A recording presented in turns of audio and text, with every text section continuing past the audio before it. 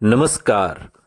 आप सुन रहे हैं द बॉलीवुड रेडियो और मैं हूं आपके साथ आकाश। दोस्तों, आज के इस पॉडकास्ट में किस्सा राजेश खन्ना का और बात होगी उनके कमबैक की। राजेश खन्ना के बारे में एक बात कही जाती थी और उनकी फिल्म का एक गाना भी है, यारो उठो चलो भागो दौड़ो, मरने से पहले जीना ना छोड़ो।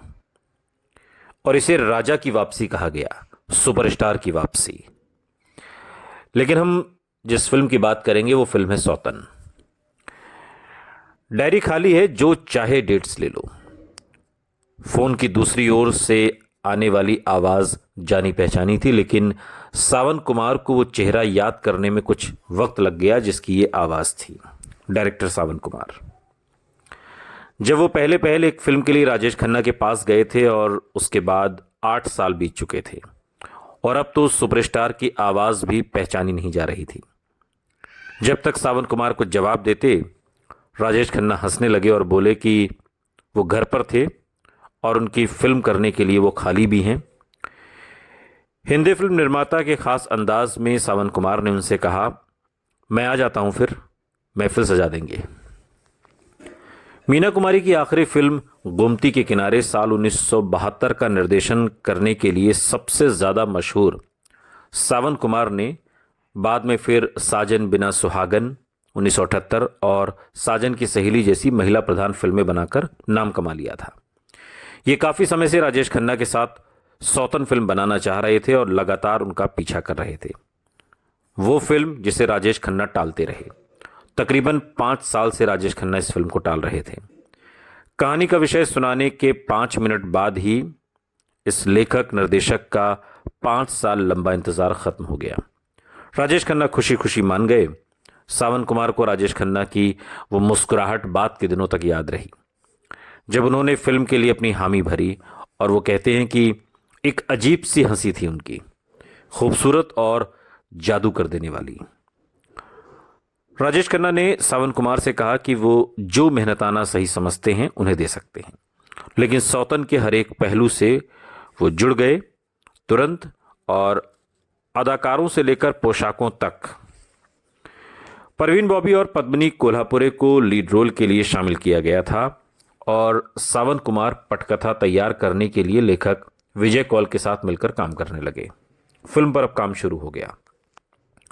सौतन कृष्ण रुक्मणी राधा के त्रिकोण की नई व्याख्या थी और सावन कुमार को लगता था कि राजेश खन्ना को छोड़कर कोई अभिनेता टकराते जज्बातों को उस तरह नहीं संभाल पाएगा जैसा वो चाहते थे। राजेंद्र कुमार, जिनके साथ साजन की सहेली बनाने के बाद से वो दोस्त हो गए थे, उन्हीं के सुझाव पर सावन कुमार ने फिल्म को मॉरिशस की पृष्ठभूमि में बनाने का फैसला किया, जहां बहुत से प्रवासी भारतीय थे। शूटिंग के लिए जगह ढूंढने के दौरान वो उस समय वहां के प्रधानमंत्री शिवो सागर राम गुलाम के घर भी गए थे और उस द्वीप में शूटिंग करने के लिए उनका आशीर्वाद भी मांगा। राम गुलाम, जिनका परिवार बिहार से आया था, प्यार से चाचा कहलाते थे और उन्होंने न सिर्फ हर तरह से मदद करने का वादा किया, बल्कि निर्देशक को उनके 45 दिन के कार्यक्रम के लिए एक एडमिनिस्ट्रेटिव ऑफिसर भी दे दिया। राजेश खन्ना के करियर में सुनहरा दौर लाने वाली फिल्म आराधना की तरह ही सौतन में भी फिल्माने से ठीक पहले पूरी तरह से फेरबदल किए गए। फिल्माना शुरू करने के 15 दिन पहले ही परवीन बॉबी ने फिल्म छोड़ दी। अब परेशान होकर जो हीरो, तो परेशान खैर क्या होते, जो डायरेक्टर थे पहले वो परेशान हुए। तो परेशान सावन कुमार आशीर्वाद पहुंचे और राजेश खन्ना को इस बात की खबर की, जिन्हें सावन कुमार के मुताबिक धोखे का अंदेशा हुआ। 3 दशकों के बाद इस फिल्म को लेकर के इशारा करते हुए सावन कुमार ने राजनीति का जिक्र किया और हल्का सा इशारा किया कि परवीन बॉबी ने उस वक्त के सबसे बड़े सितारे के कहने पर सौतन छोड़ी थी। शायद उनका इशारा अमिताभ बच्चन की तरफ था। राजेश खन्ना ने जीनत अमान को फोन करके उनको भूमिका की पेशकश की, लेकिन वो फिल्म के लिए लगातार 1.5 महीना नहीं दे सकती थी। और तब सावन कुमार टॉक को मुख्य भूमिका के लिए टीना मुनीम का ख्याल आया। सावन कई बार टीना को एक नई नायिका के रूप में मिल चुके थे, क्योंकि उनकी बहन झरना उसी बिल्डिंग में रहती थी जिसमें वो रहते थे। और उन्हें याद है कि टीना किस तरह हमेशा उनसे बात किया करती थी कि वो अपनी फिल्म में उन्हें काम दें। और अब ज़रूरत पड़ने पर उन्हें यकीन हो गया कि टीना सौतन के लिए बिल्कुल परफेक्ट रहेंगी। अब राजेश खन्ना जैसे मुकम्मल अदाकार के लिए सौतन एक आदर्श फिल्म थी। फिल्म ने वो सारे भावनात्मक और नाटकीय बांध निकाल दिए जो एक व्यावसायिक हिंदी फिल्म में हो सकते थे, और इसमें लिए गए कलाकारों ने इसे भी और भी आकर्षक बना दिया। सौतन ऐसी फिल्म थी जिसमें राजेश खन्ना अपने को पूरी तरह खुलने दे सकते थे, और उन्होंने यही किया, पर्दे पर भी और पर्दे के पीछे भी। मॉरिशस पहुंचते ही वहां के प्रधानमंत्री के कार्यालय से लेकर सावन कुमार टाक तक से राजाओं जैसा बर्ताव पाकर राजेश खन्ना ने फिल्म की शूटिंग के दौरान अपनी जिंदगी का बहुत बढ़िया वक्त गुजारा। और बहुत अरसे बाद उन्हें एक ऐसी पटकथा मिली थी जिसमें वो अपने किरदार की भावनात्मक कश्मकश में पूरी तरह उतर सकते थे। लेकिन फिल्म को उनकी जिंदगी में मील का पत्थर बनाया असली और पर्दे पर की जिंदगी के आपसी टकराव ने, जो उनकी निजी जिंदगी में भी उन दिनों चल रहा था। लोकेशन पर पति के साथ गई डिंपल ने राजेश खन्ना की टीना मुनीम के साथ बढ़ती नजदीकियों को सामने से देखा। सावन कुमार को याद है, वो एक इंटरव्यू में बताते हैं कि सौतन के दौरान ही राजेश खन्ना और टीना मुनीम की नजदीकी एक पूर्ण विकसित प्रेम संबंध में बदल गई थी। राजेश खन्ना और डिंपल के बीच बढ़ती दूरियां फिल्म जगत के किस्सों का अब हिस्सा थी, और लोग चटखारे लेकर इन बातों को कहा करते थे, सुना करते थे, मैगजीन्स में लिखी भी जाती थी। डिंपल की तरह ही जिसने अपने स्टारडम की शुरुआत में ही शादी कर ली थी, टीना मुनीम भी राजेश खन्ना द्वारा दिए गए अनेकों इंटरव्यूज के मुताबिक उनकी प्रशंसक थीं और संयोग से टूटे दिल को संभाल रही थीं। अफवाह गर्म थी कि टीना रॉकी में अपने सह अभिनेता संजय दत्त से अलग हो चुकी थीं और खुद को अपने टीनेज क्रश राजेश खन्ना से प्यार करने से वो रोक नहीं पाई। सावन कुमार के मुताबिक ज्यादा न सहने के कारण डिंपल हिंदुस्तान लौट आई और राजेश खन्ना टीना मुनीम के साथ अपने संबंधों में तेजी से आगे बढ़ गए। राजेश खन्ना ने हालात को और भी पेचीदा बना दिया जब उन्होंने अपनी असल जिंदगी में हो रही घटनाओं को पर्दे पर अपने किरदार के लिए प्रेरणा बना दिया। उन्होंने सावन कुमार से कहा कि जिस तरह से उनका किरदार उभर रहा था, वो उससे कुछ टकराव अनुभव कर रहे थे और पटकथा को बदलना चाहते थे। सावन कुमार कहते हैं कि राजेश खन्ना को लगता था कि अगर हीरो की पत्नी उस पर शक करती थी और उसे छोड़कर चली गई थी, तो उसके और दूसरी औरत से शादी करने या उससे मोहब्बत करने में कोई रुकावट नहीं थी। निर्देशक समझ नहीं पाता था कि राजेश खन्ना के लिए किरदारों की नैतिकता को समझना इतना मुश्किल क्यों था। वो कहते हैं कि मैंने त्रिकोण को राधा कृष्ण और रुक्मणी पर गढ़ा था, और यहां वो ये कहना चाहते थे कि श्याम यानी हीरो राधा के साथ और कुछ नहीं तो मौज मस्ती ही कर ले।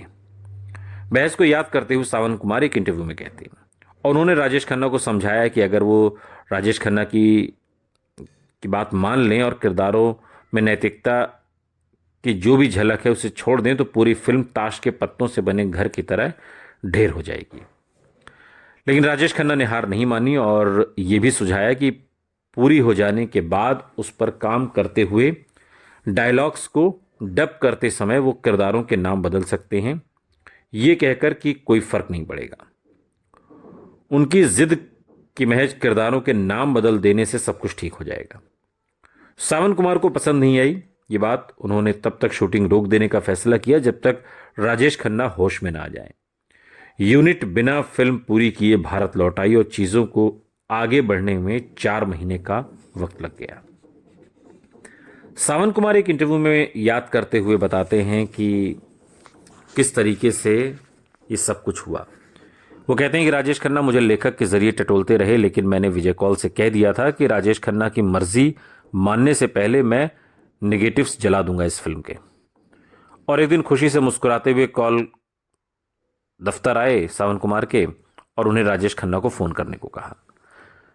सावन कुमार टॉक कहते हैं कि मैंने इनकार कर दिया और कॉल ने नंबर मिलाया और रिसीवर सावन कुमार को थमा दिया और बेवजह ही राजेश खन्ना ने उन्हें 4 महीनों से संपर्क न करने के लिए नाराजगी जाहिर कर दी।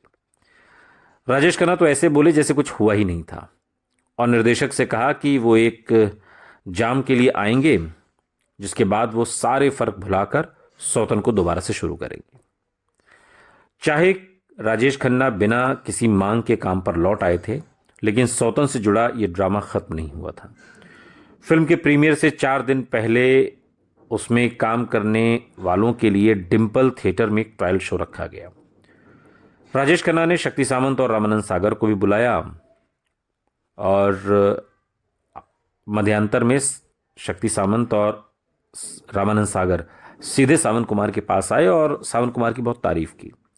लेकिन जब फिल्म खत्म हुई तो दोनों अनुभवी डायरेक्टर चुपचाप उनके पास से निकल लिए और थिएटर के बाहर बगीचे में राजेश खन्ना के साथ खड़े हो गए। सावन कुमार ने उन्हें तकरीबन आधे घंटे तक कुछ बातचीत करते हुए देखा और दोनों निर्देशक बिना पीछे देखे चले गए और राजेश खन्ना ने सावन कुमार को बातचीत के लिए अपने बंगले आशीर्वाद पर बुलाया। गाड़ी में सावन कुमार ने विजय कौल के आगे कबूल किया कि इस मुकाम पर राजेश खन्ना, शक्ति सामंत और रामानंद सागर के बीच बातचीत का सिर्फ एक ही मतलब हो सकता है कि फिल्म में बदलाव, और वो दृढ़ निश्चयी थे कि वो हिलेंगे नहीं, फिल्म में कोई बदलाव नहीं करेंगे। जब वो राजेश खन्ना के घर पहुंचे तो उन्हें 1 घंटे तक इंतजार कराया गया और राजेश खन्ना के नहाकर अपने मनपसंद लुंगी कुर्ता में बाहर आने से पहले सावन कुमार कहते हैं कि राजेश खन्ना हैरान दिखे कि हमारे पास जाम नहीं थे और जल्दी से सबके लिए एक एक बनाया गया। राजेश खन्ना ने एक एक करके सबसे पूछा कि वो सौतन के बारे में क्या सोचते थे। सबसे पहले जवाब देने वाली थी राजेश खन्ना के फिल्म दर्द के निर्देशक अमरीश सिंघल की पत्नी, और वो बोली जबरदस्त। लेकिन उसके पति में उस जैसा उत्साह नहीं था और पति पत्नी के बीच छोटी सी बहस हुई और आखिरकार सावन कुमार ने राजेश खन्ना से पूछा कि बात क्या है। राजेश खन्ना ने बताया कि एक समस्या थी और इसलिए वो सबकी राय ले रहे थे। सावन कुमार के लिए अब बहुत हो गया था। उन्होंने राजेश खन्ना से गलती बताने को कहा। राजेश खन्ना ने कहा गलती एक तो ठीक होती, मगर उनसे बहुत बड़ी भूल हो गई है। राजेश खन्ना ने साफ लफ्जों में कहा कि क्लाइमैक्स में वो निरे बेवकूफ दिखाई दे रहे थे, जबकि दोनों औरतें सबका दिल जीत रही थीं। उन्होंने ये भी जोड़ा कि वो सुपरस्टार थे और अगर वो फिल्म के अंत में कुछ नहीं कर रहे थे तो हीरो एक जीरो लग रहा था और ये उन्हें मंजूर नहीं। सावन कुमार ने सीधे राजेश खन्ना की आंखों में देखा और कहा कि यही अंत तय हुआ था और उन्हें सुनाया गया था। उन्हें याद कराया कि खुद राजेश खन्ना ने इसे शानदार अंजाम के लिए तारीफ भी की थी। उन्होंने ये भी कहा कि हालांकि वो शक्ति सामंत और रामानंद सागर दोनों की इज्जत करते थे, वो उनके इस नजरिए से सहमत नहीं थे कि सौतन का दूसरा हिस्सा राजेश खन्ना को अच्छी तरह से पेश नहीं करता। जैसे कुदरत के निर्माण के वक्त हुआ था, राजेश खन्ना ने निर्देशक को क्लाइमैक्स दोबारा फिल्माने पर मजबूर करने के लिए पूरी कोशिश की, लेकिन सावन कुमार ने हथियार नहीं डाले। और वो याद करते हैं कि मैंने उनसे व्यावहारिक होने को कहा। प्रिंट बांट दिए गए हैं, 3 दिन में प्रीमियर है, इसलिए कोई कुछ इसमें अब बदला नहीं जाएगा, इस बात को आप समझ लीजिए। तब राजेश खन्ना ने प्रीमियर पर ना आने की धमकी दी और सावन कुमार ने जवाब दिया कि फैसला राजेश खन्ना को करना है, वो करें या ना करें, और ये कहकर वो चल दिए। राजेश खन्ना की झक्की मांगे शायद ये दिखा रही थी कि उन्हें फिक्र थी कि अगर सौतन नाकामयाब रही तो इसका दोष उन पर आएगा, क्योंकि दोनों नायिकाएं इतनी बड़ी नहीं थीं कि लोगों को खींच पाएं। साथ ही हो सकता है कि शायद उन्हें यह फिक्र रही हो कि अगर उन्हें फिल्म कामयाब हो गई तो उनका योगदान अनदेखा हो जाएगा और नायिकाओं के किरदार इतने अहम थे कि हीरो से ज्यादा अहमियत हीरोइन को मिलेगी। अगले 3 दिन तक राजेश खन्ना अपने आप में बंद थे और सावन कुमार से संपर्क नहीं किया, और सावन कुमार ने भी विजय कौल से कह दिया। कौल चूंकि राजेश खन्ना के बहुत करीब होने के बावजूद भी उनकी बातों में तर्क नहीं देख पा रहे थे कि वो राजेश खन्ना को अहम को सहलाने के लिए तैयार नहीं थे। राजेश खन्ना के कारण टीना मुनीम ने दिल्ली में प्रीमियर के लिए आने का जो प्रोग्राम था उसे कैंसिल कर दिया और प्रेम चोपड़ा भी पीछे हट गए, ये कहकर कि अगर हीरो ही मौजूद नहीं होगा तो जाना बेकार है। जिस दिन दिल्ली जाना था उससे 1 दिन पहले राजेश खन्ना ने विजय कौल को दूत बनाकर भेजा और सावन कुमार को जानकारी दी कि वो प्रीमियर के लिए पहुंचेंगे। प्रीमियर वाले दिन राजेश खन्ना और उनके आदमियों ने होटल के कमरे से ही देश भर के जो डिस्ट्रीब्यूटर्स हैं उनसे सौतन के बारे में पूछा, पहला फीडबैक लिया, मालूम करने को कहा, और जैसे ही पता लगा कि हफ्ते की बुकिंग हो चुकी है और उनका मूड बदल गया। और जब आखिरकार पूरा दल 3 बजे के शो के लिए शीला थिएटर पहुंचा तो उन्होंने देखा जिसने उनके सारे शक दूर कर दिए। मैटिनी शो खत्म हो चुका था और जब दर्शकों को अगले शो के लिए राजेश खन्ना के आने की खबर मिली तो भीड़ ने उस कार को घेर लिया जिसमें राजेश खन्ना आए थे। एक बार फिर बीते दिन लौट आए वो उन्माद जो उनकी हर फिल्म पर हुआ करता था, तकरीबन 10 साल से जो बंद था, वो एक बार फिर राजेश खन्ना ने उसका एक टुकड़ा वापस आते हुए देखा तो महसूस किया कि शायद दौर लौट आया है। सौतन की कामयाबी की हद पर फिल्म जगत भी हैरान था, लेकिन राजेश खन्ना अभी चूके नहीं थे। उनके लिए एक और हैरान कर देने वाली कामयाबी अगले ही मोड़ पर खड़ी थी और बहुत ही अप्रत्याशित ढंग से। एक और फिल्म, नाम अवतार। सुनते रहिए द बॉलीवुड रेडियो, सुनता है सारा इंडिया।